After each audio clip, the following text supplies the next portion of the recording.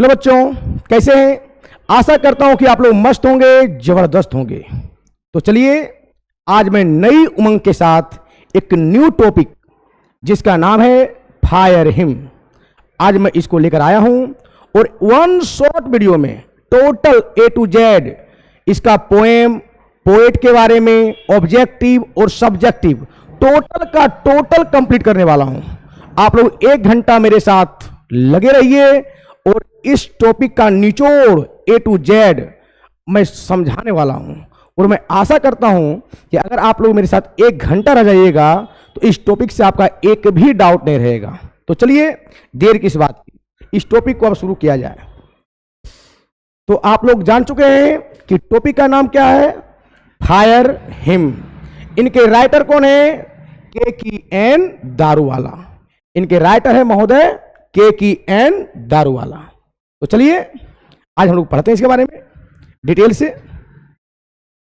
आइए, यही टॉपिक है आपका फायर हिम टॉपिक, इसी के बारे में जानेंगे आज। आज आग के बारे में चर्चा होगी। सबसे पहले हम लोग थोड़ा पोएट के बारे में देख लेते हैं। पोएट के बारे में जानने के बाद फिर बढ़ेंगे पोएम में। तो चलिए पहले पोएट के बारे में जानते हैं। फायर हिम टॉपिक को लिखने वाले महाशय हैं जिनका नाम है के.की.एन. दारूवाला। यही महाशय हैं के.की.एन. दारूवाला। इनका जन्म कब हुआ सर? इनका जन्म हुआ 1937 यानी 1937 ईस्वी में के.की.एन. दारूवाला साहब का जन्म हुआ था। चलिए सर, इसका डेथ कब हुआ? इसका डेथ हुआ 2024 यानी 2024 ईस्वी में इनका डेथ हुआ। लेकिन बच्चों आपके बुक में अभी इनके डेथ के बारे में चर्चा नहीं की गई है।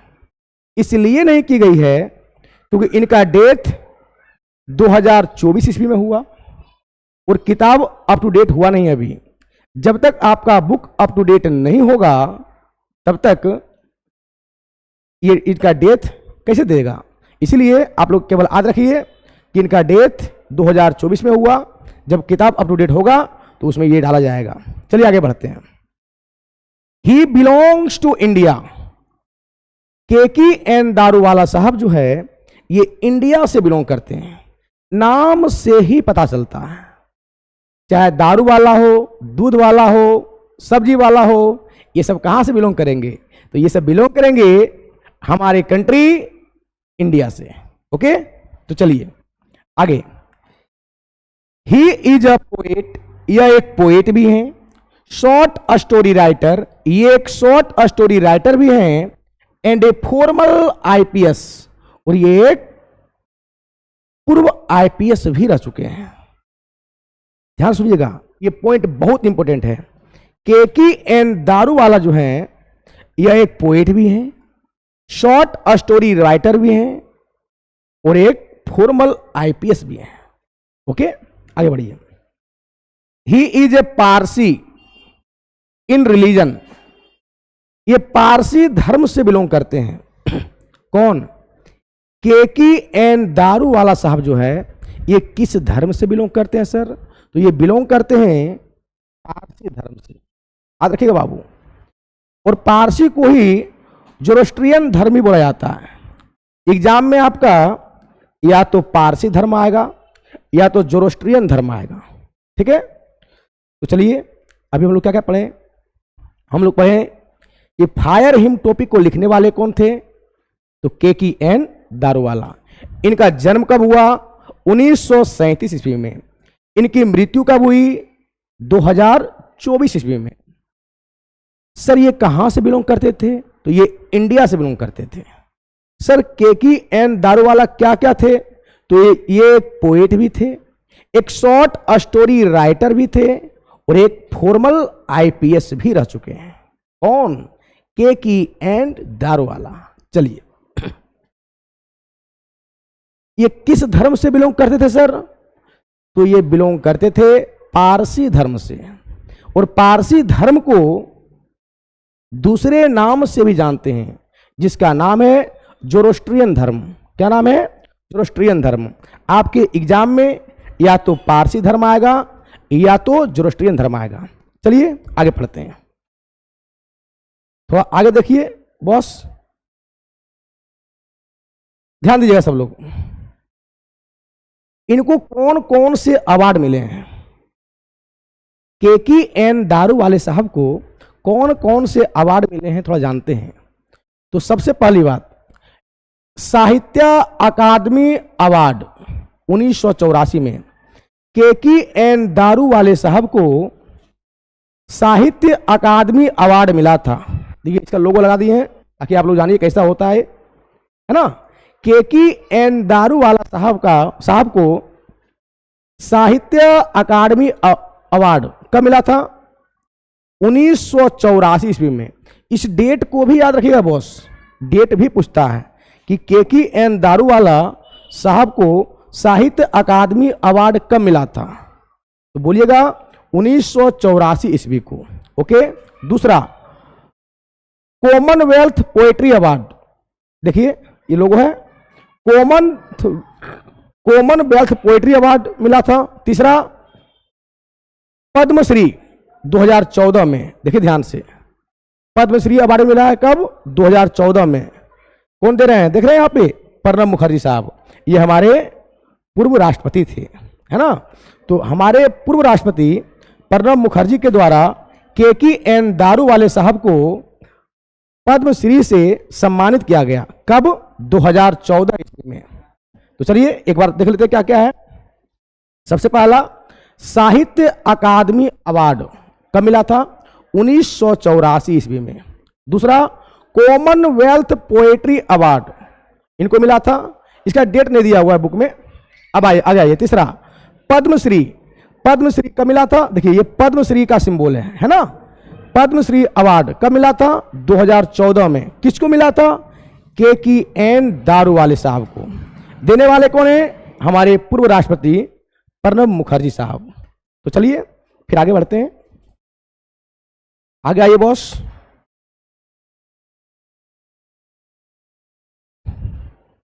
चलिए जानते हैं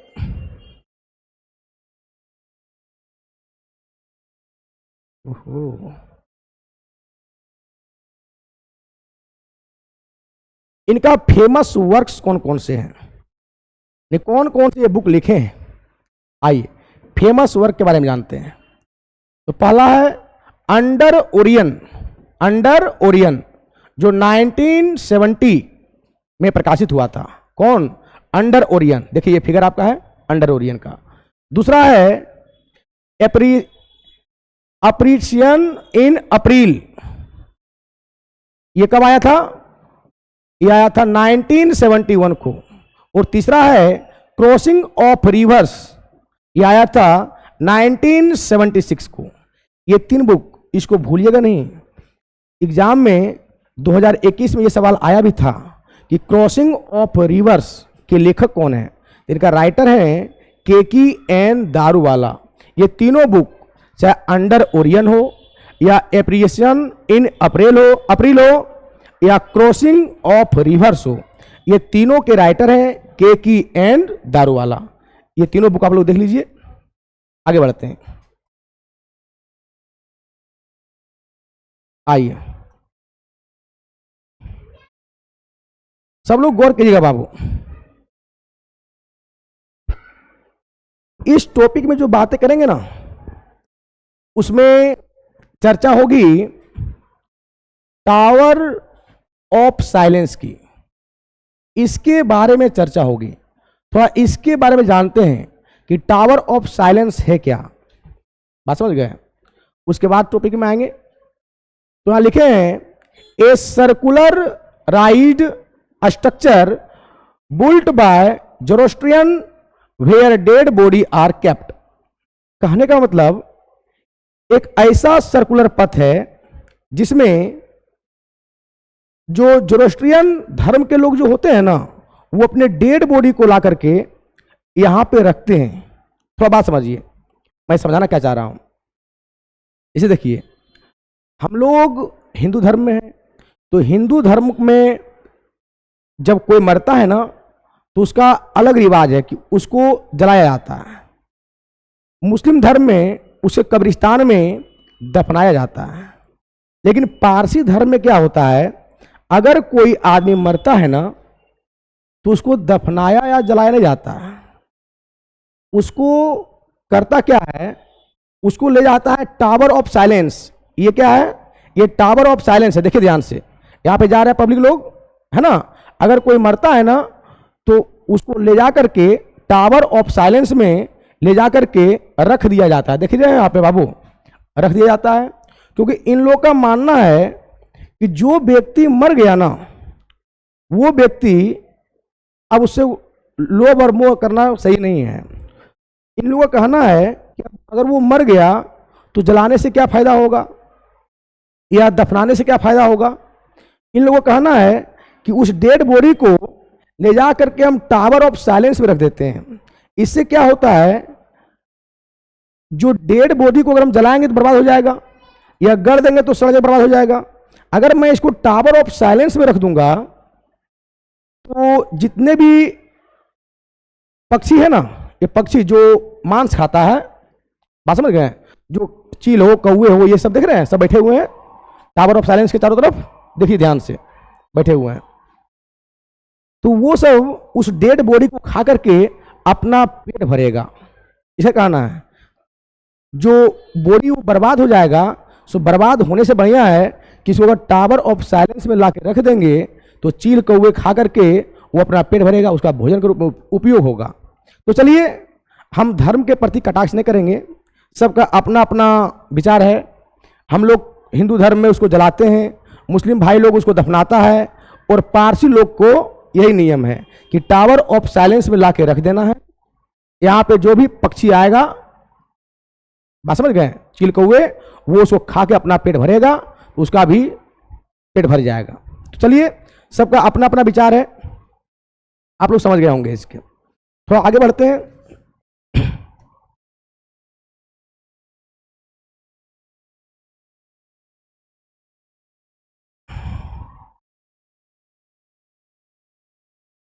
नेक्स्ट देखिए बाबू, थोड़ा बात समझिए। इस शीर्षक का थीम क्या है, इस शीर्षक का थीम क्या है, थोड़ा थीम के बारे में जानते हैं। थीम ऑफ द चैप्टर, क्या थीम है, the theme of his poetry. इस पोएट्री का थीम है आर लव। इसमें प्यार के बारे में बताया गया है, डेथ, मृत्यु के बारे में बताया गया है ना, डोमिनेशन, वर्चस्व, बोलबाला के रूप के बारे में, है ना, साइनिसिज्म, मानव के अंदर जो भेदभाव है उसके बारे में, प्लाइट, दुर्दशा के बारे में, स्थिति के बारे में, ऑफ ह्यूमन सोसाइटी, है ना, जो मानव का समाज है, एंड वायलेंस, और जो मानव के समाज में जो क्रूरता फैला हुआ है उसके बारे में चर्चा की गई है। कहने का मतलब, हम लोग देखते हैं नहीं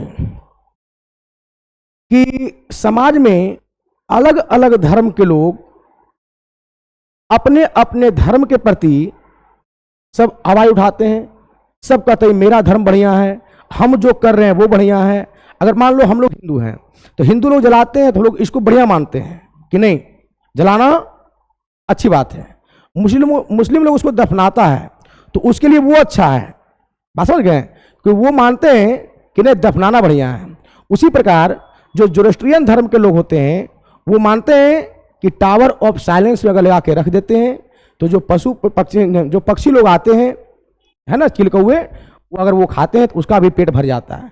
तो सबका अपना अपना मान्यता है। इसे देख लीजिए, हिंदू लोग क्या करता है, जलाता है, मुस्लिम लोग कब्रिस्तान में लगा करके दफना देते हैं, और जो जोरोस्ट्रियन लोग होते हैं वो उसको टावर ऑफ साइलेंस में लगा कर धर देते हैं, क्योंकि ये चील कौवे जो है आकर के उसको, उस बॉडी को खाते हैं। तो ये जो भेदभाव है, जो मानव समाज में जो क्रूरता फैली हुई है ना, कि मेरा धर्म बढ़िया है, उसका धर्म खराब है, हम बढ़िया है, वो खराब है, इसी के बारे में इसमें चर्चा किया गया है। तो चलिए आगे पढ़ते हैं, आगे देखेंगे। आइए नेक्स्ट, सबसे पहले कुछ वर्ड मीनिंग के बारे में जान लेते हैं, क्योंकि इसमें वर्ड का यूज होगा, वर्ड के बारे में जानिएगा तो समझना आसान हो जाएगा। वर्ड क्या है? सबसे पहला वर्ड है इरप्टेड। इरप्टेड का मतलब होता है धधकना। क्या होता है? धधकना। दूसरा डाउन। डाउन का मतलब होता है ईयरली मॉर्निंग, यानी सुबह का समय। ईयरली मॉर्निंग एकदम सुबह सुबह, मॉर्निंग का वक्त। क्रूएल। क्रूएल का मतलब होता है क्रूर। इम्बर्स। इम्बर्स का मतलब अंगारा। अंगारा समझते हैं? जब आग धधकती है तो उससे जो अंगारे फूटते हैं उसकी चर्चा हो रही है। इम्बर्स का मतलब अंगारा, है ना। डिबौची क्या है? डिबौची, डिबौचरी। चलो, इसका मतलब है इमोरल बिहेवियर। इमोरल बिहेवियर मतलब, इमोरल बिहेवियर मतलब अमानवीय व्यवहार। अमानवीय यानी अनैतिक व्यवहार, नैतिक नहीं, अनैतिक। इसको बोलेंगे अनैतिक व्यवहार। अनैतिक व्यवहार। चलिए बाबू, नेक्स्ट। पासर्स बाय का मतलब होता है मुसाफिर, यानी यात्री। यात्री बोलिए, मुसाफिर बोलिए, पासर्स बाय। सातवां है फॉरगेटफुलनेस, मतलब भूल। आठवां है सीन। सीन मतलब पाप। वंडरिंग। वंडरिंग मतलब होता है भटकना। यस मतलब होता है राख।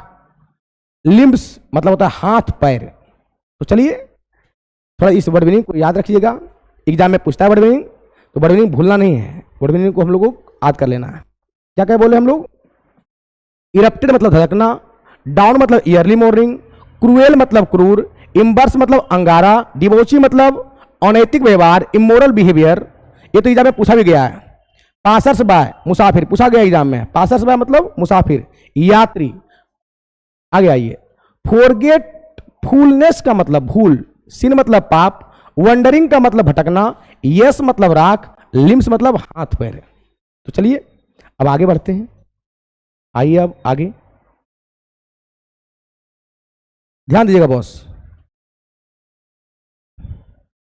आइए अब चले आएंगे हम लोग पोएम में, है ना।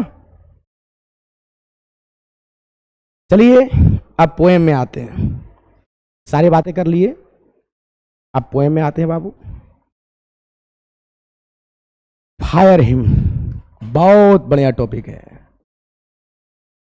इस टॉपिक को शुरू करने से पहले थोड़ी हमारी बात समझिए। इस टॉपिक में केकी एन दारू वाले साहब जो हैं कहना क्या चाह रहे हैं? केकी एन दारू वाले साहब ये बताते हैं अपने बचपन के बारे में कि एक बार केकी एन दारू वाले साहब अपने पिताजी के साथ सुबह सुबह मॉर्निंग के टाइम नदी के किनारे टहल रहे थे। वो टहलते टहलते वहां तक पहुंच गए जहां पे नदी के किनारे जो घाट होता है ना, घाट, बर्निंग घाट। बर्निंग घाट बोले तो जहां पे लहास वहास जलता है ना, वहां पहुंच गए। और जब वहां पहुंचे ना तो उस लहास को देखकर, जहां पे वो जल रहा था, उस आग को देखकर ये चौंक गए, डर गए। बात समझ गए? डर गए।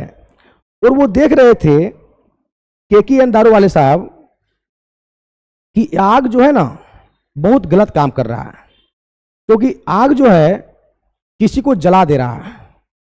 आप लोग जानते होंगे कि पारसी धर्म में आग, पानी और हवा, ये तीनों को जो है ना बहुत पवित्र मानते हैं।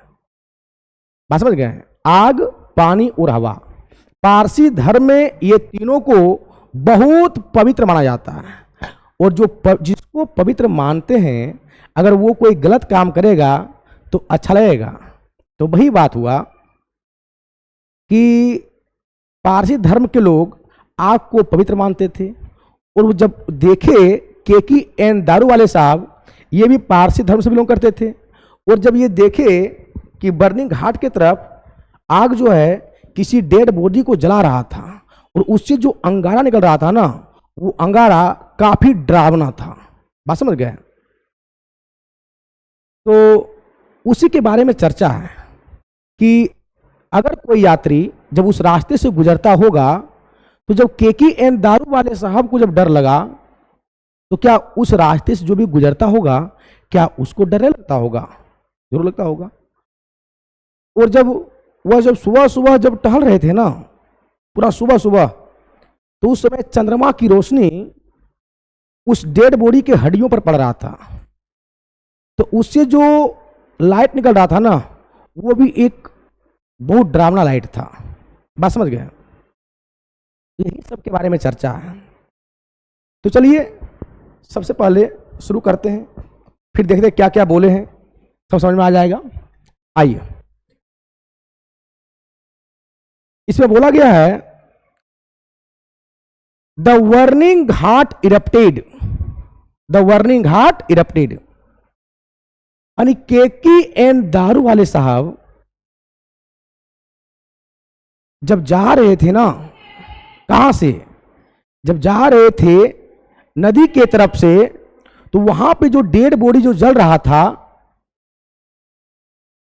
उसी को बोला गया है वर्निंग हार्ट, जहां पे डेड बॉडी जलता है। जो डेड बॉडी जो वहां पे जल रहा था ना, उसकी आग काफी धधक रही थी, काफी धधक रही थी। वही बोला गया है कि द वर्निंग हार्ट इरप्टेड, है ना, फोस्फोरेसिन, मतलब उससे जो है ना एक अजब तरीके की चमक निकल रही थी। किससे? उस आग से। जहां पे डेड बॉडी जल रहा था ना, उसका आग जो है उससे एक अलग तरीके की चमक निकल रही थी।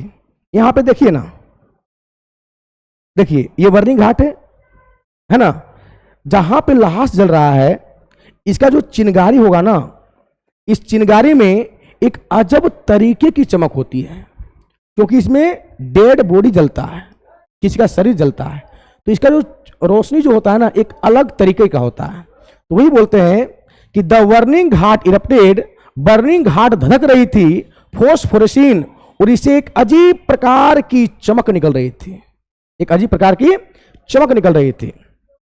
एंड वंडरिंग घोस्ट लाइट, और इससे जो भटकती हुई भूतेशी रोशनी है, फ्राइटेंड पासर्स बाय, डरा रही थी। किसको? यात्री को। ध्यान सुनिएगा क्या बोला गया, ए वंडरिंग घोस्ट लाइट, यानी इससे जो भूतेशी रोशनी, डरावना रोशनी जो निकल रही थी, वो डरा रही थी। किसको? पासर्स बाय, यात्री को, यानी मुसाफिर को। कहने का मतलब, अगर किसी नदी के किनारे जब कोई लाश जलेगा, है ना, तो उसकी चिंगारी को देखकर जब कोई व्यक्ति उस रास्ते से होकर गुजरेगा तो क्या उसको डर नहीं लगेगा? 100% डर लगेगा। तो वही बात बोला गया है कि जब यात्री उस रास्ते से होकर गुजर रहा था, किस रास्ते से? जिस रास्ते से होकर के बर्निंग घाट था, जब बर्निंग घाट से होकर जब कोई यात्री गुजर रहा था, तो उस भूतेशी रोशनी को देखकर, उस भटकती हुई भूतेशी रोशनी को देखकर यात्री डर रहा था। यात्री डर रहा था। क्यों नहीं डरेगा? ये लाइट जो आग है वो डरा रही थी। आगे आइए, ध्यान समझिए फिर से क्या बोला गया। The burning ghat erupted phosphorescence, burning ghat जल रही थी और उससे एक अजीब प्रकार की रोशनी निकल रही थी, अजीब प्रकार की रोशनी निकल रही थी।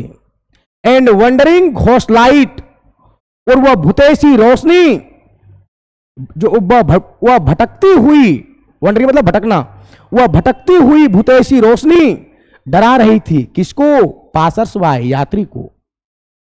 इससे जो घोस्ट लाइट निकल रही थी, जो भूतेशी रोशनी निकल रही थी, यह रोशनी उससे गुजरने वाले मुसाफिर को डरा रही थी। देखो ना, ये मुसाफिर, लड़की जाए तो ऐसे ही डर पुकारी होती है, जरूरी नहीं सब लोग नहीं होती है, एक कुछ लड़कियां होती है जो देख के दहल जाती है। बात समझ गए? तो देखिए ये बच्चिया बेचारी उधर से गुजर रही होगी, जैसे ही देखी ये बर्निंग घाट और इसकी चिंगारी की आग, इसको देख के एकदम जबरदस्त डर लगा। देखिए कैसे हो गई एकदम ऐसे। चलिए तो इसका मतलब क्या हुआ? बर्निंग घाट जल रही थी और उससे एक अजब प्रकार की चमक निकल रही थी, फोस्फोरेसिन, उससे एक अजीब तरीके की चमक निकल रही थी। यह भटकती हुई भूतेसी रोशनी उससे गुजरने वाले यात्रियों को डरा रही थी, डरा रही थी। आगे देखते हैं क्या आगे है। आगे आइए, आगे बोला गया है, ध्यान से देखिए क्या बोला गया बाबू। आगे बोला गया बाबू, एज मून लाइट स्कटल्ड, ध्यान सुनिएगा बाबू, एमोंग द बोन्स, ध्यान सुनिए, जब हड्डियों के बीच से, एमोंग द बोन्स, जब हड्डियों के बीच से मून लाइट तेज गति से भाग रही थी, यानी तेज गति से पास हो रही थी, तो उसको देखकर यात्री लोग डर रहा था।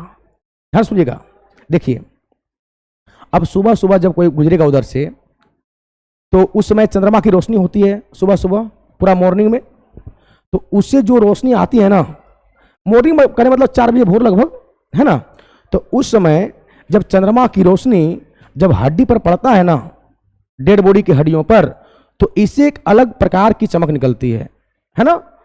इसको देख करके मुसाफिर और डर जाते हैं। बात समझ गए? तो वही बोला गया है। क्या बोला गया, ध्यान समझिएगा। बोला गया बाबू, एक मिनट, बोला गया यहां पे क्या बोला गया था? यहां पे बोला गया था कि उस भूतैसी रोशनी को देखकर मुसाफिर डर रहे थे, है ना। और जब इस रोशनी यानी इसमें जो डेड बॉडी जल रहा है, इनके हड्डियों पर जब चंद्रमा की रोशनी यानी मून लाइट जब इससे होकर गुजर रहा था, तो इसमें भी एक अजीब तरीके की चमक निकल रही थी, जिससे व्यक्ति को काफी डर लगता था। आगे बढ़िए, आगे क्या बोला गया है? आगे बोला गया है, ध्यान से देखिए,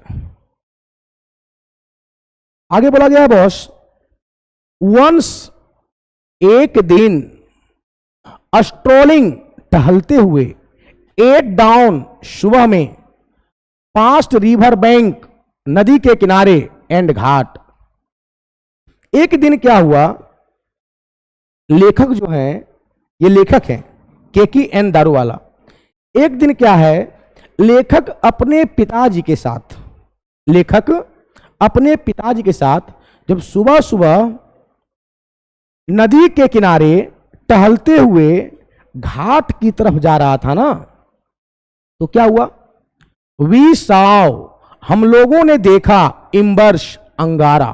ध्यान सुनिए, यहां पे क्या बोला, वी साव, हम लोगों ने देखा, क्या देखा, इम्बर्श, अंगारा को देखा, मतलब एक जलती हुई अंगारा को देखा। अच्छी बात बताइए, यहां पे लिखा गया है वी साव, वी साव का मतलब वो हम लोगों ने देखा। अगर लेखक अकेले होते तो लिखते आई साव, है कि नहीं, लेकिन यहां पे क्या लिखे, वी साव, इसका मतलब लेखक के साथ और कोई व्यक्ति था। तो कौन व्यक्ति था, कोई दूसरा नहीं था, लेखक के पिताजी ही थे। बात समझ गए? तो हुआ क्या, एक दिन सुबह सुबह के समय जब लेखक अपने पिताजी के साथ नदी के किनारे टहलते हुए उस घाट तक पहुंच गए जहां पे अंगारा जल रहा था, है ना, जहां पे लाश जल रहा था। वी सॉ इम्बर्स, हम लोगों ने अंगारे को देखा। कौन बोल रहे हैं, ये केकी एन दारूवाले साहब बोल रहे हैं। लोसिंग दियर क्रूएल रेडनेस, ये जो अंगारा था ना, ये अंगारा अपने क्रूएल रेडनेस मतलब क्रूरता भरी लालीपन कोई लोशिंग खो रहा था। इसने क्या देखा? जब लेखक सुबह टहलते हुए नदी के किनारे घाट तक पहुंचा तो वो देखा, जब इस अंगारा को देखा तो देखा कि ये अंगारा जो है ना अपनी क्रूरता भरी लालीपन को खो चुका है। यहां पे इस अंगारा को क्या बोला है? क्रूएल। क्या बोला है? क्रूएल। क्रूएल का मतलब क्या होता है? क्रूरता। क्या होता है बाबू? क्रूरता होता है इसका मतलब। ध्यान समझिए, यहां पे आग को जो है ना क्रूर बोला गया है। क्रूर। क्या बोला गया है? क्रूर। क्रूर क्यों बोला गया आग को? आग को क्रूर इसलिए बोला गया है क्योंकि आग में जो भी चीज देता है ना वो उसको जला के राख कर देता है। बात समझ गए? इसलिए आग को क्रूर बोला गया है। आग में जो भी चीज डाल दीजिए, चाहे युवा को डाल दीजिए, बच्चे को डाल दीजिए, बूढ़े को डाल दीजिए, या कोई भी चीज को डालिए, जिस चीज को भी डालोगे ना वो उसको जला के राख कर देता है। यही कारण है कि यहां पे आग को क्रूर बोला गया है। तो क्या देखा? लेखक कहते हैं जब मैं सुबह टहलते टहलते नदी के किनारे घाट की तरफ पहुंचा तो मैंने देखा कि मैंने अंगारा को देखा। ये अंगारा जो है ना अपनी क्रूरता भरी लालीपन को खो चुका था। मतलब ये आग में जो क्रूरता भरा हुआ था, ये क्रूरता है, ये क्रूरता भरी लालीपन को ये खो रहा था टू द ग्रे एस, है ना, और ये भूरे रंग की राख में बदल रहा था। ध्यान से देखिए, ये अंगारा जो है भूरे रंग की राख में बदल रहा था। जब अंगारा ठंडा होने लगता है ना, जब आग बुझने लगता है तो उसका रंग भूरा हो जाता है। कैसा हो जाता है? भूरा। तो वही बोला गया है एंड द ग्रे एस, ये भूरे रंग के राख में बदल रहा था। डेट स्वालोज ऑल, ये सब कुछ निगल चुका था। ये अंगारा जो है सब कुछ निगल चुका था। हाफ कुक्ड लिम्स, लेकिन आधा हाथ पैर। ध्यान रखिए, थोड़ा सा हाथ पैर, हाफ हाथ पैर देख रहे हैं कि अंगुलियों को, या हाथ पैर की अंगुलियों को देख रहे हैं यहां पे? ध्यान सुनिए क्या बोला गया है। यहां पे बोला गया है कि जब मैंने सुबह टहलते टहलते पिताजी के साथ नदी के किनारे पहुंचा तो मैंने जलते हुए अंगारों को देखा। ये अंगारा जो है अपनी क्रूरता भरी लालीपन को खो चुका था। मतलब ये ठंडा हो रहा था। इसका राख जो है ना ग्रे टाइप का हो चुका था। ये पूरा सब कुछ निगल चुका था। ऑल स्वालोज, ये सब कुछ जला के राख कर चुका था, और कुछ आधे हाथ पैर भी जला करके राख कर चुका था, और आधा छोड़ दिया था। आप देख रहे होंगे गौर से, यहां पे गौर से देखिए, इसके हाथ पैर है ना, कुछ जल गया है और कुछ बाकी है। चलिए, आशा करते हैं कि यहां तक आप लोग समझ गए होंगे। आगे बढ़ते हैं। आगे क्या बोला गया है? आगे बोला गया है, ध्यान रखिएगा बाबू। My father said you see those half burn finger. जब ये सुबह टहलते टहलते नदी किनारे पहुंचा तो इनके पिताजी ने, यानी केकी एंड दारू वाले के पिताजी ने इनको दिखाया। क्या दिखाया?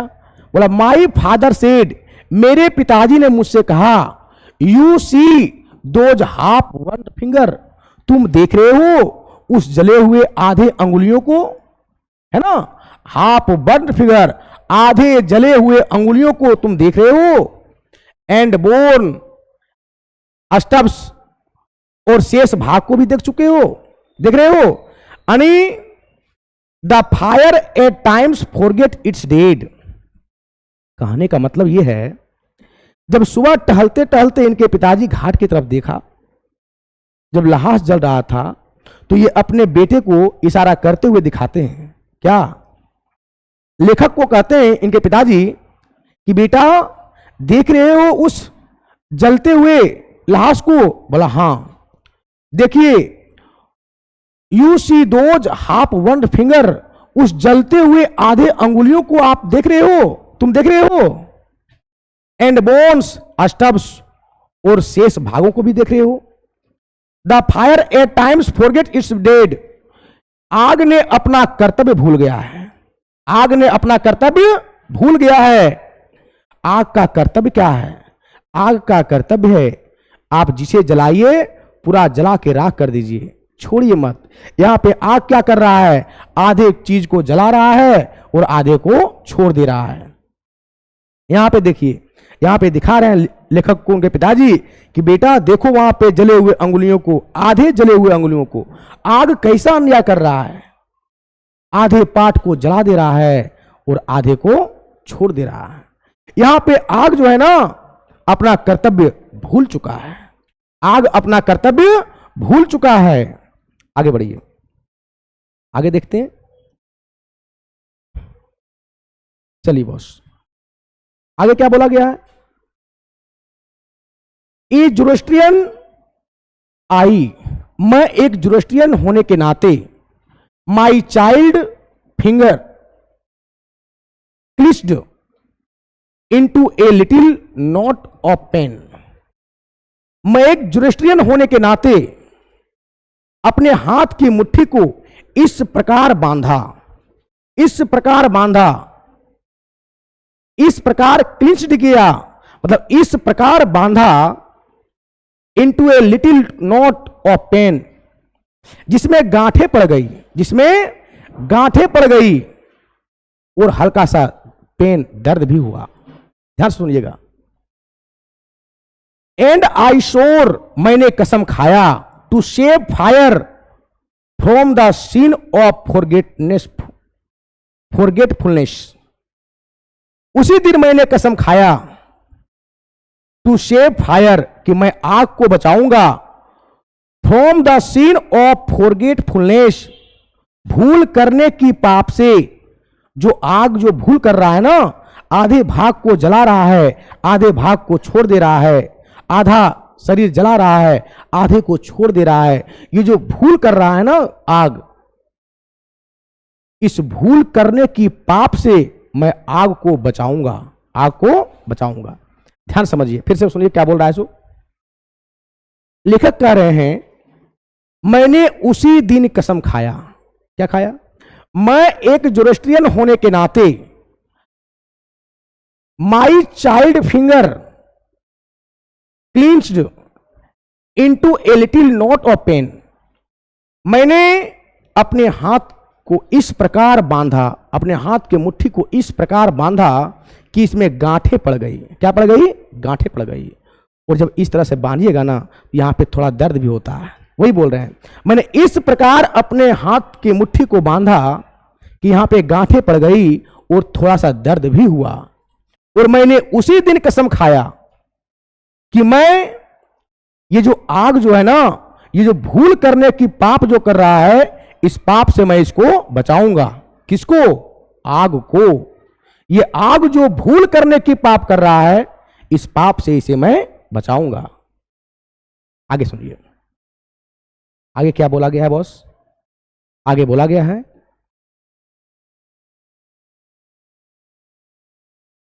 इट नेवर फॉरगोट, मैं ये कभी नहीं भुला सकता। एंड 20 ईयर्स सिंस, 20 साल बीत चुके हैं। कितने साल? 20 साल। लेखक कहते हैं मैं ये कभी नहीं भुला सकता। क्या? 20 साल हो चुके हैं। As I consigned my first born to the flames. ध्यान से देखिए बाबू, कॉन्साइंड मतलब हवाले करना, ठीक है। अब फ्लेम्स का मतलब होता है आग, एग्जाम में पूछता है, ध्यान रखिएगा बात। लेखक कहते हैं कि मैं एक जोरोस्ट्रियन होने के नाते मैं यह कभी नहीं भुला सकता। क्या? 20 साल हो चुके हैं, आज से 20 वर्ष पहले। As I consigned my first born to the flame, मैंने अपने पहले बच्चे को, फर्स्ट बॉर्न मैंने अपने पहले बच्चे को, यानी मैंने अपने पहले पुत्र को कॉन्साइंड, हवाले कर दिया। किसके हवाले? द फ्लेम, आग के हवाले कर दिया। क्यों कर दिया?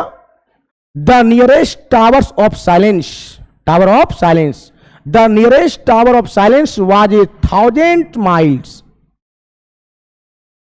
मैंने इसलिए आग के हवाले कर दिया क्योंकि वहां पे जो नजदीक का टावर ऑफ साइलेंस था ना, वो 1000 माइल्स दूर था, यानी 1000 मील की दूरी पर था। सोचिए, ध्यान सुनिए। हम लोग जानते हैं कि पारसी धर्म के लोग अपने डेड बॉडी को कहां रखते हैं? टावर ऑफ साइलेंस में रखते हैं। लेकिन हुआ क्या, लेखक का जो बड़ा बेटा था ना, जो पहला बच्चा था, बड़ा बेटा था, वो जब वो डेट कर गया, कब? आज से 20 साल पहले, जब लेखक इस पोएम को लिख रहे थे, उससे 20 साल पहले जब उनका बेटा डेट कर गया था, तो पारसी धर्म में रूल है कि अगर कोई डेट कर जाए तो उसको टावर ऑफ साइलेंस पहुंचा देना है ना? वहां का रूल, पारसी धर्म में रूल है। कहां रखता है उसको? टावर ऑफ साइलेंस में। लेकिन हुआ क्या, जब इसका बेटा डेट किया तो वहां पे टावर ऑफ साइलेंस जो था ना, उनके घर से 1000 मील की दूरी पर है। 1 मील में होता है 1.6 किलोमीटर, बराबर 1 मील, 1 माइल। बात समझ गए?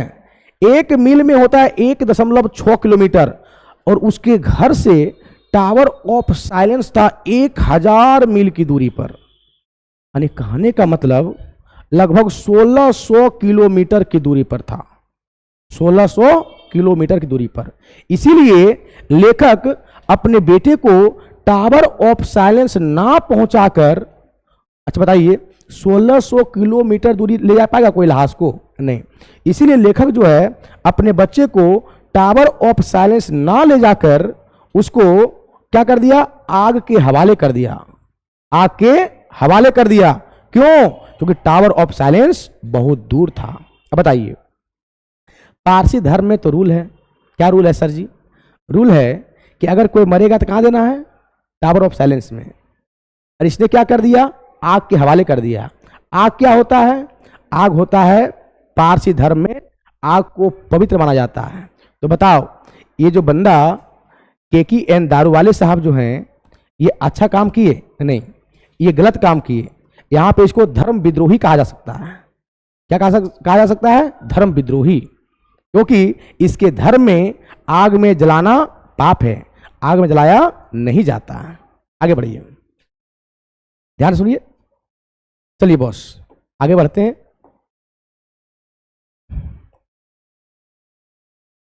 The fire hymn said to me, you stand for given.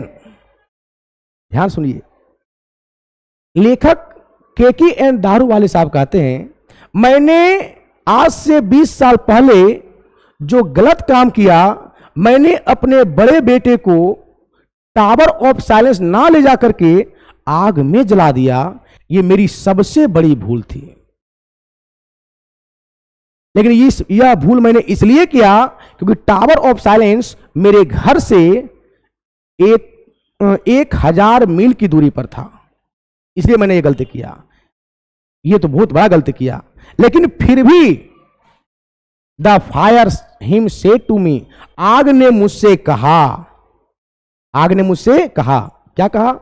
You stand for given, जाओ मैं तुम्हें माफ कर दिया, जाओ मैंने तुम्हें माफ कर दिया। कौन कहा? आग ने कहा। किससे कहा? केकी एन दारूवाले यानी लेखक से कहा। क्या बोला? कि जाओ, तुम्हें तो अपने बेटे को आग में नहीं जलाना था, लेकिन जाओ, अगर तुमने जला दिया तो मैं एक बार तुम्हें माफ कर देता हूं। क्यों माफ कर दिया? ब्रोकेन, ये बंदा काफी टूटा हुआ था, ये बंदा काफी टूटा हुआ था। किसी का बेटा मर जाएगा, बताइए क्या वो टूटेगा नहीं? वो हताश नहीं होगा? एकदम होगा, क्योंकि ये बंदा बहुत टूटा हुआ था, एट रेबिलियस, फिर भी इसको धर्म विद्रोही कहा गया। ध्यान सुनिए, ये बंदा टूटा हुआ था, ये एकदम पूरी तरह से टूट गया। बताइए, किसी का जवान बेटा मर जाएगा, क्या वो टूटेगा नहीं? जरूर। ये बंदा अंदर से एकदम टूट चुका था, चिंतित था, फिर भी इसको धर्म विद्रोही कहा गया। फिर भी ये क्या कहते हैं, एट रिविलियस, जब फिर भी इसको धर्म विद्रोही कहा गया, फिर भी इसने क्या किया, आई शोरो, मैंने उसी दिन कसम खाया, आई शोरो दिस टाइम, मैंने उसी समय कसम खाया। क्या खाया? टू सेव इट, मैं इसे बचाऊंगा, from the sin of forgiving. ध्यान सुनिए, for the sin of forgiving, मैंने उसी समय कसम खाया कि ये आग जो है ना, जो भूल करने की पाप कर रहा है, मैं उसे बचाऊंगा, उसे बचाऊंगा। ध्यान सुनिए क्या बोला गया है, यहां सुनिए। आग ने लेखक से कहा कि तुम्हें अपने पुत्र को आग के हवाले नहीं करना था, लेकिन जाओ, अगर तुम उसे आग के हवाले कर भी दिया ना, तो मैं तुम्हें माफ कर देता हूं, क्योंकि तुम अंदर से काफी टूट चुके हो। फिर तुमने धर्म विद्रोही काम किया। वास्तव में क्या धर्म विद्रोही काम ने किया? जरूर। इसको ले आना था टावर ऑफ साइलेंस, और वहां ना ले जाकर के इसको जला दिया, तो धर्म विद्रोही वाला काम किया। तुमने धर्म विद्रोही वाला काम किया, फिर भी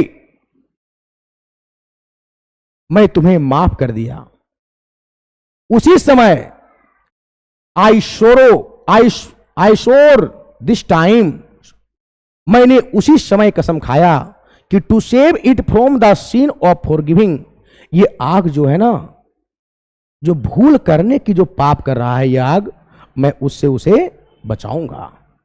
आगे देखिए, आगे और है का? नहीं, खत्म हो गया। अब ऑब्जेक्टिव में आएंगे। चलिए पहले एक बार इसको फिर से देख लीजिए, सब बढ़िया से शुरू से ही देखते हैं, एक बार इसको रिवाइज करवा देते हैं, है ना। चलिए आइए सब लोग ध्यान से देखिए। ओ हो, चलिए आइए, क्या क्या बोला गया है? बोला गया है, अब हिंदी बोल देते हैं, सब क्यों बोलना, ध्यान सुनिए सब लोग।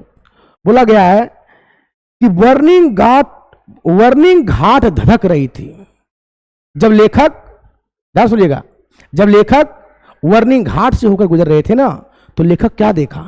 लेखक देखा कि वर्निंग घाट जो है धधक रही थी, उससे एक अजीब तरीके की चमक निकल रही थी। इस आग से अजीब तरीके की चमक निकल रही थी, बात समझ गए? और इससे जो भूतेसी रोशनी भटक रही थी, वो उसे आत्री को डरा रही थी। कहने का मतलब, जब लेखक नदी के किनारे से होकर पास कर रहा था ना, वर्निंग घाट से होकर पास कर रहा था, तो उसने देखा, क्या देखा? कि इससे जो अंगारा निकल रहा है ना, जो रोशनी निकल रहा है, ये रोशनी उसे काफी डरा रहा था। केवल उसे ही नहीं, उससे होकर गुजरने वाले जो भी यात्री था, सबको वह डरा रहा था।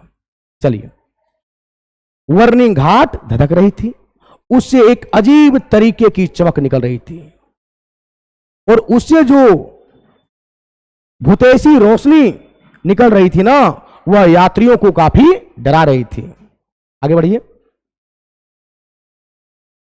जब वो as the moonlight scuttled among the bones, जब चंद्रमा की रोशनी उस हड्डियों से होकर के पास कर रहा था ना, तो उसे एक अलग प्रकार की चमक निकल रही थी, जो यात्रियों को काफी डरा रही थी। ध्यान दीजिएगा।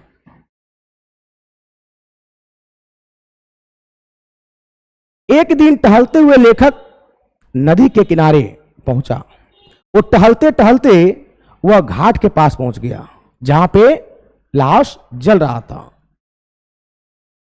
ठीक है, उसने जलते हुए अंगारे को देखा। यह अंगारा अपने क्रूरता भरी लालीपन खो चुका था, क्योंकि खो चुका था वो, इसका जो राख था ना वो ग्रे कलर का हो चुका था, ग्रे कलर का हो चुका था, भूरे रंग का राख हो चुका था। यह आग जो है, यह अंगारा सब कुछ निगल चुका था, आधे पैर और हाथ को भी निकल चुका था। आधा छोड़ दिया था, आधे को निकल चुका था, आधा छोड़ दिया था। ध्यान से देखिएगा, आधे को निकल चुका था और आधा छोड़ दिया था बॉस। आगे आइए ध्यान से, चलिए सब गौर कीजिए। मेरे पिताजी ने मुझसे कहा, बेटा देख रहे हो उस आधे जले हुए अंगुलियों को और शेष भागों को? ये आग बहुत बड़ा भूल कर रहा है। क्या भूल कर रहा है? इसने आधे बॉडी को जला दे रहा है और आधे को छोड़ दे रहा है। ध्यान से समझिएगा बाबू, आधे को छोड़ दे रहा है। आगे बोला गया, मैं एक जोरोस्ट्रियन होने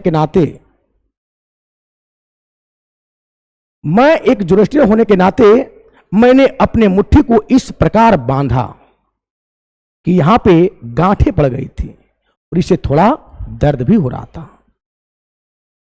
मैंने उसी समय कसम खाया कि ये आग जो है ना, जो भूल करने की पाप कर रहा है, मैं इसे बचाऊंगा। भूल क्या कर रहा है? इसने आधे को जला दे रहा है और आधा पार्ट छोड़ दे रहा है। नेक्स्ट ध्यान से, मैं ये कभी नहीं भुला सकता। आज से 20 वर्ष पहले मैंने अपने बड़े बेटे को, अपने पहले बच्चे को इसी आग के हवाले कर दिया। इसलिए कर दिया क्योंकि टावर ऑफ साइलेंस मेरे घर से 1000 मील की दूरी पर था। ध्यान से देखिए, मैंने तो बहुत बड़ा पाप कर दिया, बहुत बड़ा भूल कर दिया, लेकिन फिर भी मुझसे आग ने कहा, जाओ मैं तुम्हें माफ कर देता हूं, क्योंकि मैं बहुत टूट चुका था। ये बहुत टूट चुका है, ये धर्म विद्रोही काम किया है। फिर भी आग ने इसे माफ कर दिया। उसी समय इसने कसम खाया। क्या कसम खाया? कि ये आग जो है, जो भूल करने की जो पाप कर रहा है ना, मैं इस पाप से इसे बचाऊंगा।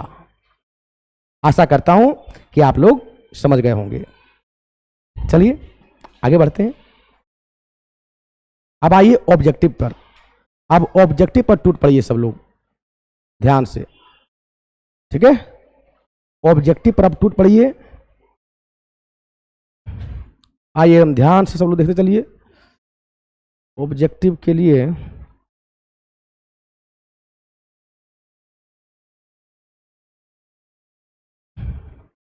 चलिए ध्यान से बाबू।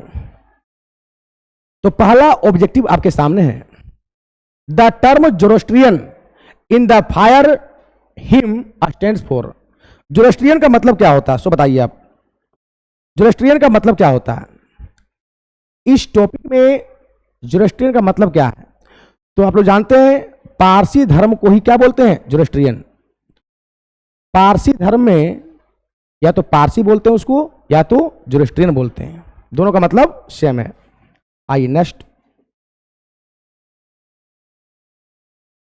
सब लोग ध्यान से। दूसरा, the nearest tower of silence according to the poem fire hymn was. यानी जो टावर ऑफ साइलेंस है, लेखक के अनुसार उनके घर से कितनी दूरी पर है? तो हम लोग पढ़े हैं कि टावर ऑफ साइलेंस जो है बॉस, वो उनके घर से 1000 मील की दूरी पर है। तो 1000 मील की दूरी पर, यानी 1000 मील की दूरी पर है। आइए नेक्स्ट बातें करेंगे। तीसरा, the speaker in the poem fire him swear. Swear मतलब कसम खाना। यानी इस टॉपिक में जो केकीएन दारू वाले साहब हैं उसने कितनी बार कसम खाए हैं? तो 2 बार कसम खाए हैं। आग को पाप करने से बचाने के लिए कितने बार कसम खाए हैं? वो 2 बार कसम खाए हैं, याद रखिएगा। ठीक है, कितने बार? तो 2 बार कसम खाए हैं। तो आपका आंसर हो जाएगा ट्वाइस मतलब 2 बार। ओके, आइए आगे बढ़ते हैं। नेक्स्ट चौथा है, who has composed the poem fire hymn. Fire hymn poem को किसने रचा, किसने लिखा? इनके लेखक है Keki N Daruwalla. Keki N Daruwalla, option number A. आइए नेक्स्ट है बॉस, केकीएन दारूवाला रिसीव्ड साहित्य अकादमी अवार्ड। आप ये बताइए कि केकीएन दारूवाले साहब साहित्य अकादमी अवार्ड कब लिया था? केकीएन दारूवाले साहब साहित्य अकादमी अवार्ड कब लिया था? बताइए तो आप लोग जल्दी।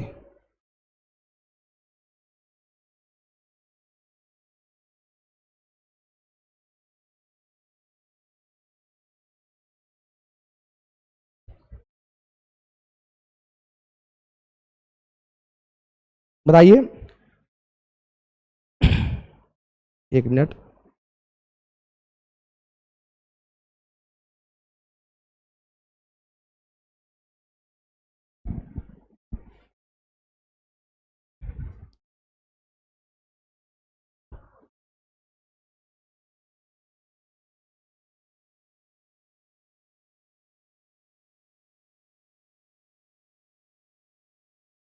नाइन 94, हाँ 984 है, देख लीजिएगा। गलत बोल रहे थे आप लोग।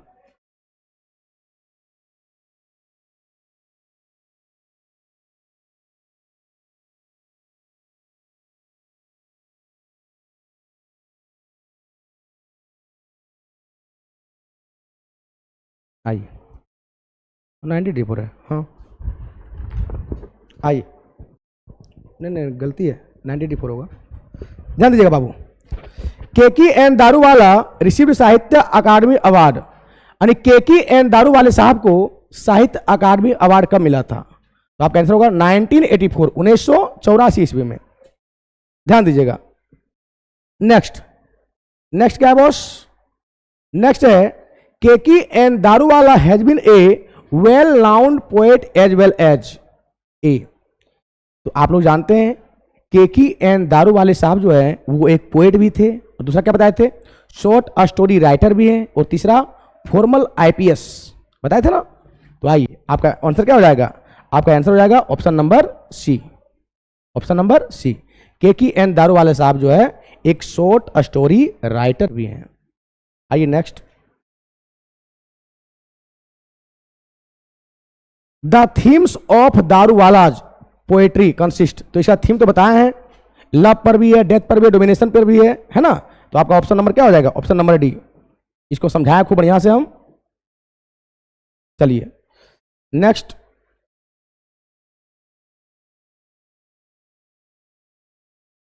केकीएन Daruwalla poet is a totally according to subjective responses. इसका आंसर हो जाएगा, आप लोग याद रखिएगा, इसका ऑप्शन नंबर ए हो जाएगा।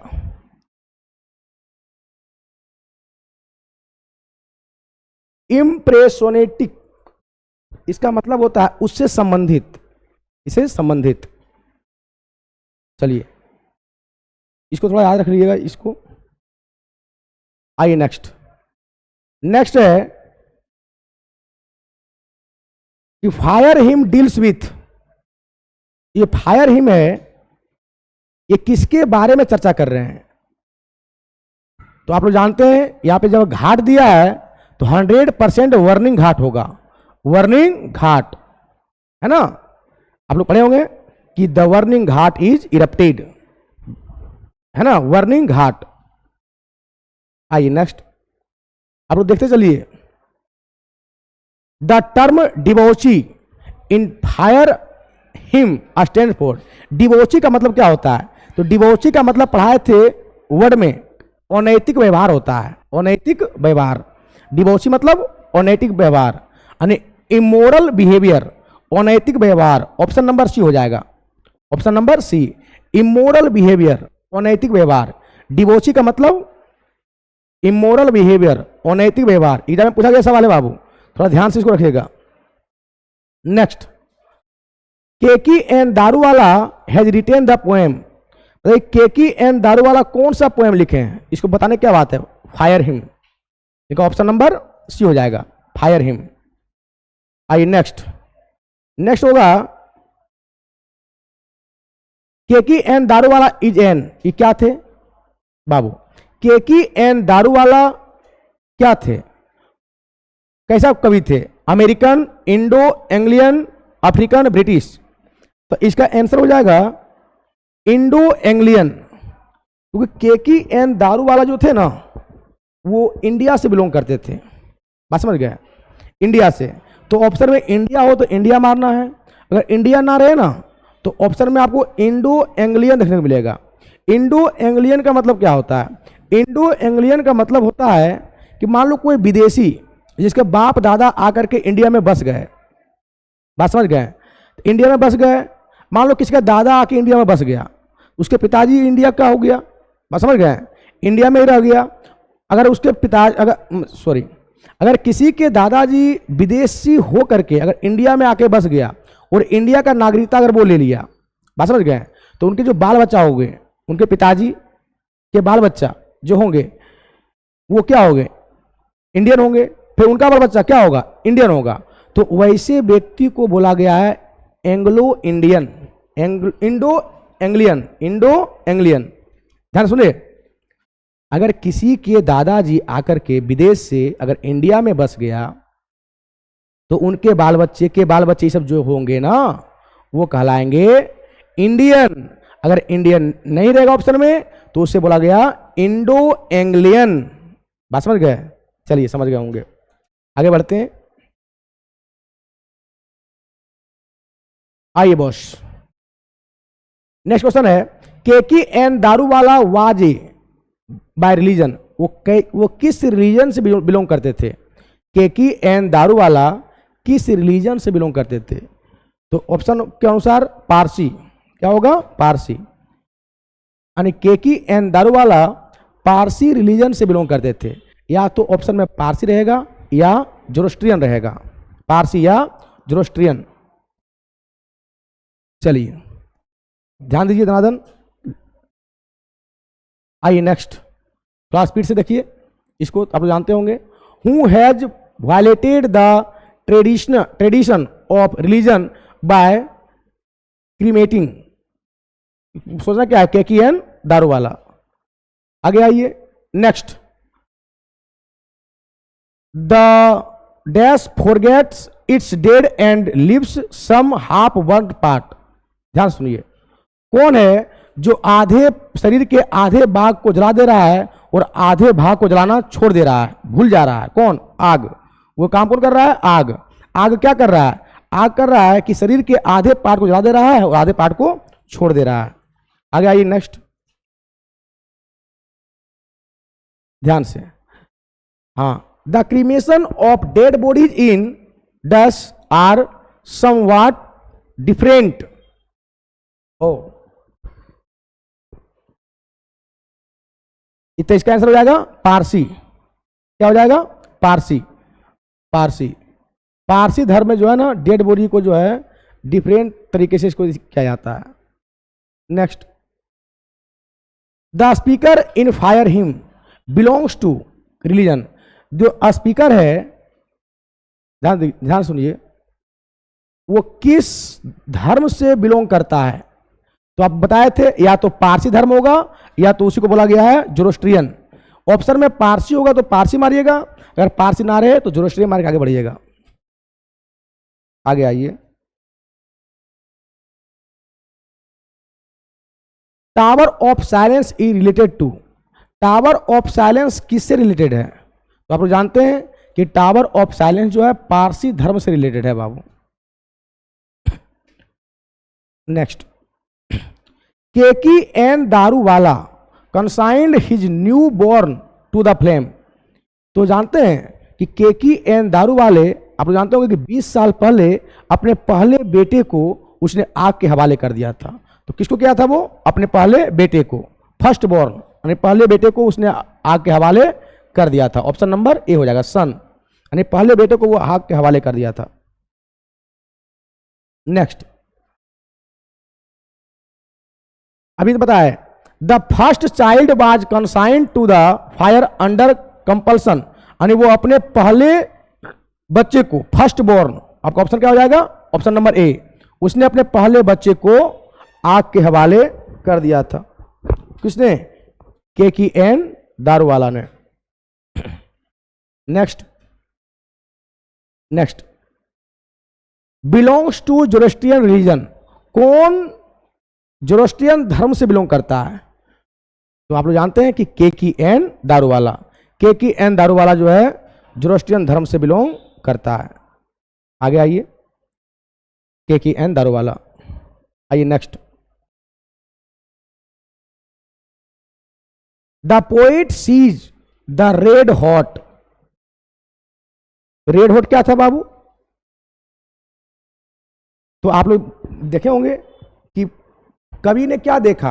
अंगारा को देखा, लाल अंगारे को देखा, है ना, लाल गर्म अंगारे को देखा। अंगारे को यहां बोला गया इम्बर्स। क्या बोला गया? इम्बर्स, इम्बर्स। कवि ने जलते हुए अंगारे को देखा। द लाइन वी सॉ इम्बर्स, हम लोगों ने अंगारे को देखा, लॉसिंग दियर क्रूएल रेडनेस, जो अपने क्रूरता भरी लालीपन को खो रहा था। यह लाइन कहां से लिया गया है? जब भी आग की बात होगी ना, तो उसका आंसर क्या होगा? Fire hymn. Option number B, option number B. आइए next, as I consigned my first born to the flame in the written by, यह जैसा कि उसने अपने पहले बच्चे को आग के हवाले कर दिया, यह किसने लिखा? यह लिखने वाले हैं केकी एन दारूवाला, यानी आपका ऑप्शन नंबर सी हो जाएगा। आइए नेक्स्ट की बात करते हैं ध्यान से। क्रॉसिंग ऑफ रिवर, देखिए आ गया ना, crossing of river is an important volume of verse written by, यह किसके द्वारा लिखा गया? क्रॉसिंग ऑफ रिवर के राइटर कौन है? तो आप लोग जानते हैं कि क्रॉसिंग ऑफ रिवर के राइटर है केकी एन दारूवाला, केकी एन दारूवाला। चलिए नेक्स्ट बातें करते हैं। I swore to save fire from the scene of forgetfulness is taken by, किसने कसम खाया? मैंने कसम खाया। क्या खाया कसम? कि आग जो है, जो भूल करने की पाप जो कर रहा है ना, मैं उससे उसको बचाऊंगा। यह लाइन कहां से लिया गया है? बस फायर हिम। जहां भी आग की चर्चा होगी वहां आपका आंसर फायर हिम होगा, ऑप्शन नंबर सी होगा। आइए नेक्स्ट, देखिए, fire hymn is written by, fire him किसके द्वारा लिखा गया? फायर हिम के लेखक कौन है? तो आप लोग जानते हैं Keki N Daruwalla, Keki N Daruwalla. Keki N Daruwalla was born in the year, Keki N Daruwalla का जन्म कब हुआ था? तो केकी एन दारूवाला का जन्म 1937 में हुआ था और इसकी मृत्यु 2024 में। अब जब बुक अप टू डेट होगा तो ये डाल दिया जाएगा। आगे आइए, Keki N Daruwalla received dash award in the year 1984, 1984 ईस्वी में केकी एन दारूवाला कौन सा अवार्ड लिया था, प्राप्त किया था? उस अवार्ड का नाम था साहित्य अकादमी अवार्ड, साहित्य अकादमी अवार्ड। कब लिया था? 1984 ईस्वी में। कौन लिया था? केकी एन दारूवाला। आइए next, the poet saw, poet ने देखा dash while crossing the river bank, नदी के किनारे, नदी के किनारे कवि ने क्या देखा? कवि ने इम्बर्स देखा, धधकती हुई आग, धधकती हुई आग। है ना, धधकती हुई आग को देखा। डेड बॉडी मत मार दीजिएगा, उसने पहले क्या देखा, उसने धधकती हुई आग को देखा, इम्बर्स अंगारा को देखा, अंगारा को। नेक्स्ट, डेड बॉडी तो बाद में देखा था। The colour of ash as described in the fire hymn. ओहो, राख का कलर कैसा था? राख तो आप लोग बताए थे कि वो राख जो है भूरे रंग का हो गया था, ग्रे टाइप, ग्रे कलर का। जब अंगारा जब बुझने लगता है ना, जब वो बुझने लगता है तो धीरे धीरे उस आग का कलर कैसा हो जाता है? भूरे रंग का, ग्रे कलर का हो जाता है। आगे आइए।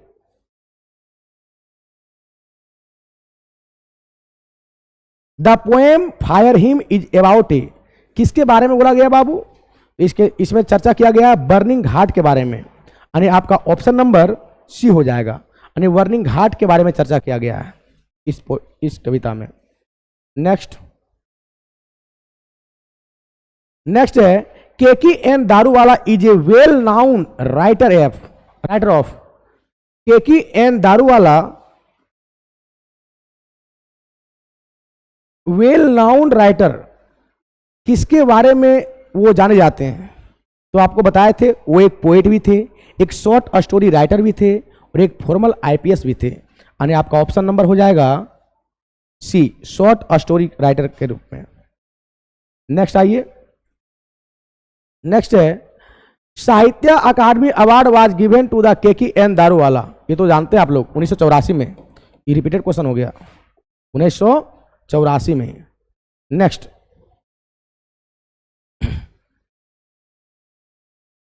It was the dash of the poet along the hymn passing by the cremation ghat, यानी जब लेखक घाट की तरफ से होकर पास हो रहा था तो वो किसके साथ गया था? तो लेखक जो गया था ना, वो अपने पिताजी के साथ गया था। किसके साथ गया था? वो पिताजी के साथ गया था। घाट के तरफ घूमने के लिए लेखक किसके साथ गया था? वो अपने पिताजी के साथ गया था, फादर के साथ। Next, they swears to save fire from the scene of forgetfulness. किसने कसम खाया था कि आग को उसे गलती करने के पाप से मैं उसको बचाऊंगा? तो उस कसम खाने वाले का नाम था केकी एन दारूवाला, केकी एन दारूवाला। आइए नेक्स्ट, है ना, consigning his new born son to flames took place years ago. कितने साल पहले उसने अपने पहले बच्चे को आग के हवाले कर दिया? तो बोला गया था यह बात 20 साल पहले, जब राइटर लिख रहे थे इस पोएम को, उसे 20 साल पहले राइटर बोले थे, मैं यह कभी नहीं भुला सकता कि आज से 20 साल पहले मैं अपने पहले बच्चे को आग के हवाले कर दिया था। है ना, आगे आइए। Whom did Daruwalla send to fire. Daruwalla साहब जो थे वो किसको आग में भेज दिया था? किसको आग के हवाले कर दिया था? तो आप लोग जानते हैं वो अपने फर्स्ट बच्चे को, यानी his first born child, his first born child, उसने अपने पहले बच्चे को आग के हवाले कर दिया था। आगे आइए। द वंडरिंग घोस्ट लाइट, है ना, पासर्स बाय। तो जो भूतेशी रोशनी है ना, जो भूतेशी रोशनी है वो यात्रियों को डरा रही थी। वो यहां पे डराने को बोला गया था फ्राइटेंड। क्या बोला गया था? फ्राइटेंड। फ्राइटेंड में डराना होता है। जो भूतेशी रोशनी, जो भूतेशी रोशनी जो भटक रही थी ना, वो यात्रियों को डरा रही थी, यात्रियों को डरा रही थी। पासर्स बाय का मतलब होता है यात्री, राही, है ना। पूरा यात्रियों क्या कर रहे थे? डरा रहे थे। आइए नेक्स्ट बातें करते हैं। इतना है। Who hinted the poet to see those half burn part, किसने कहा था कि देखते हो उस आधे जले हुए अंगुलियों को, किसने कहा था? तो ये बात बोला था उनके पिताजी, लेखक के फादर बोला था कि बेटा देखते हो उन जले हुए आधे अंगुलियों को, ये आग कितना बड़ा भूल कर रहा है, आधा अंगुली को जला दे रहा है और आधे को छोड़ दे रहा है। आगे आइए, चलिए। Who was with the poet, यानी पोएट के साथ कौन था? तो पोएट के साथ उनके पिताजी थे, नहीं थे? पोएट के साथ कौन थे? पोएट के साथ उनके पिताजी थे, उनके पिताजी। तो चलिए, आपका ऑब्जेक्टिव सेशन अब हो गया समाप्त। अब टूट पड़ते हैं सब्जेक्टिव की ओर। और बचल है? अरे और बचा हुआ है, अच्छा देख लो। The ghat is littered with, ghat कहां पे था बाबू?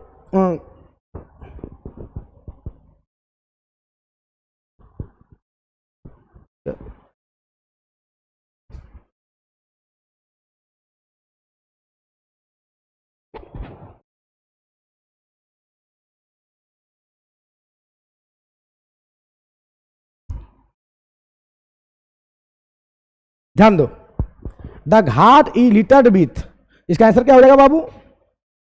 Food trace half burn bodies, आधे जले हुए भाग, आधे जले हुए भाग। ऑप्शन नंबर सी हो जाएगा। आगे आइए, next. Who is Parsi by the religion, कौन रिलीजन से पारसी था या जोरोस्ट्रियन था? कौन धर्म से या तो पारसी था या जोरोस्ट्रियन था, वो बताना है। तो कौन थे? KKN दारूवाला। इसका आंसर पर तो मार तो लो, KKN दारूवाला। KKN दारूवाला ये रिलीजन से पारसी थे या जोरोस्ट्रियन, जो बोलो दोनों थे। आगे आइए, अब हो गया ऑब्जेक्टिव सेशन समाप्त। आइए सब्जेक्टिव की ओर, आइए ध्यान से देखिए। बस 5 मिनट और हो जाएगा, 5 मिनट। आइए सब ध्यान दो, सब्जेक्ट की तरफ देखिए, देखिए ध्यान से। Why did the passers by get frightened, राही क्यों डर जाता है? आंसर लिखिए। The passers by get frightened to see the funeral fire at moonlight night and the remains of dead bodies left after the cremation। कहने का मतलब, राही चांदनी रात में अंतिम संस्कार की आग और अंतिम संस्कार के बाद बची हुई मृत शरीर को देखकर डर जाता है। थोड़ा इसको देखिएगा ध्यान से बाबू, देख रहे हैं यात्री डर रहा है। आगे आइए, आगे है where do you think is ghat located, आपके विचार में घाट कहां स्थित है? तो घाट तो बाबू कोई नदी किनारे स्थित होता है, कोई भी नदी किनारे। आजकल तो हर नदी के कहीं न कहीं घाट होता ही है बाबू। अब आपके विचार में जहां भी हो, तो यहां पे लिखे the ghat is located near the bank of river, ghat जो है ना नदी के किनारे पर स्थित होता है। कहां पे बाबू? नदी के किनारे, कोई भी नदी किनारे घाट स्थित होता है बाबू। चलिए नेक्स्ट,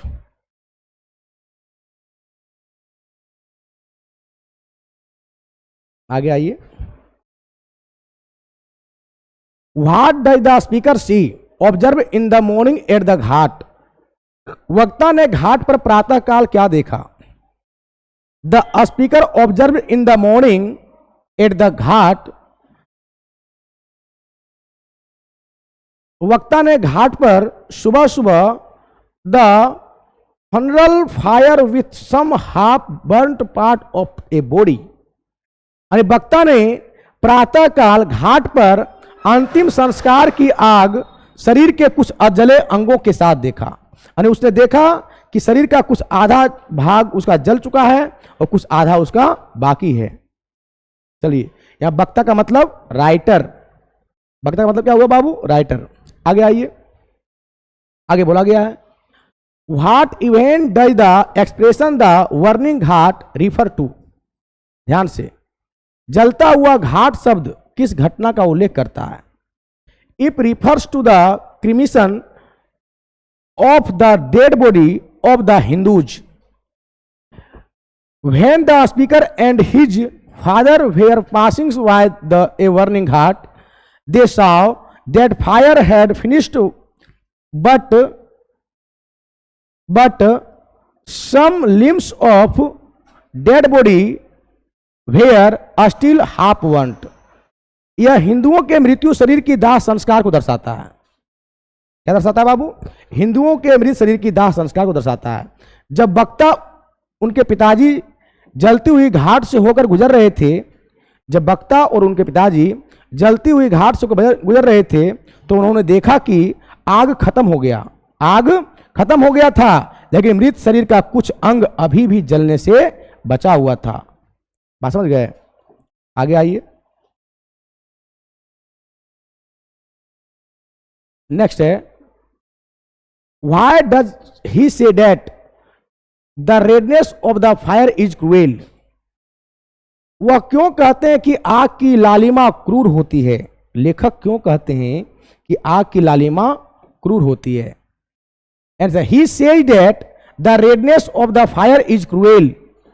वो इसलिए कहते हैं कि आग की लालिमा क्रूएल होती है बिकॉज क्योंकि the fire turns everything ashes to whatever consign to it and it spares nothing. वह इसलिए कहते हैं कि आग की लालिमा क्रूर होती है क्योंकि आग में जो कुछ भी दिया जाता है उन सब को वह जलाकर राख में बदल देता है और यह कुछ नहीं छोड़ता है। इसमें जो भी चीज डालोगे वो उसको जला करके राख कर देगा बाबू। बात समझ गए? आगे बढ़िए। इतना क्वेश्चन है इसमें, आगे आइए। In what sense does the fire forget it dead? किस भाव में आग अपने मृतकों को भूल जाती है? इसका आंसर लिखें। The fire is supposed to burn the dead body completely. आग जो है ना, किसी भी डेड बॉडी को कंप्लीटली जलाने के लिए जाना जाता है बाबू। But sometimes it does not do its duty properly. लेकिन कभी कभी वो अपना ड्यूटी सही से नहीं कर पाता है, करना भूल जाता है। And it leaves some limbs half burned. आग को मृत्यु शरीर को पूरी तरह से जलाने के लिए जाना जाता है, लेकिन कभी कभी यह अपना काम अच्छी तरह से नहीं करता है और यह कुछ अंगों को अधजला छोड़ देता है। वही बात बोला गया बाबू। आगे आइए।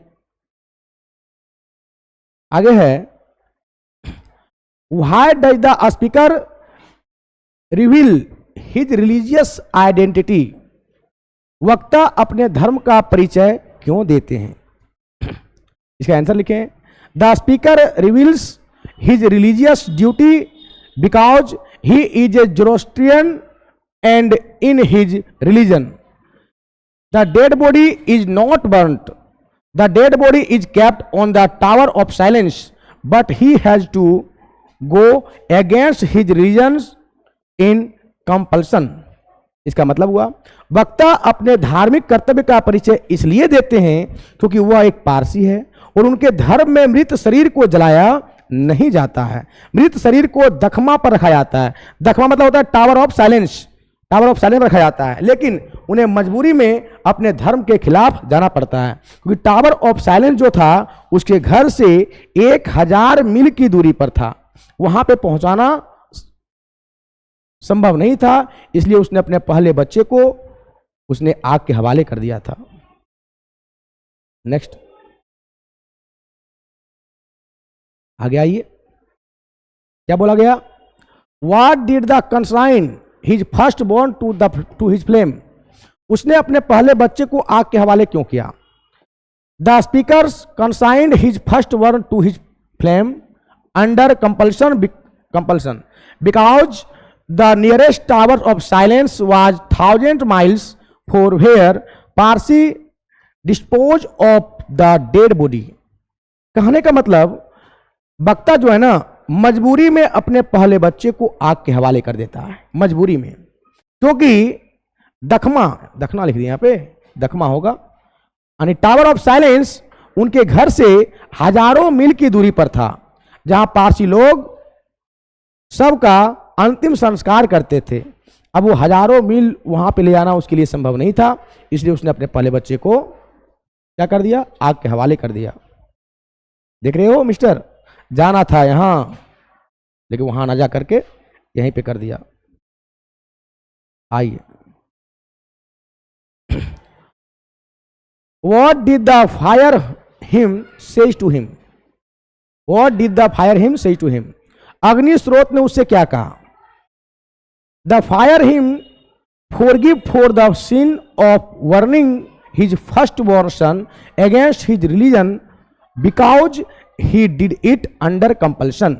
उसने क्या बोला? अग्नि स्रोत ने अपने धर्म के विरुद्ध जाकर अपने पहले संतान को जलाने के पाप को क्षमा कर दिया। आग ने कहा, जाओ मैंने तुम्हें माफ कर दिया क्योंकि तुमने ये मजबूरी में किया, क्योंकि उसने यह काम मजबूरी में किया था, क्योंकि उसने यह काम मजबूरी में किया था। बात समझे? आगे बढ़िए।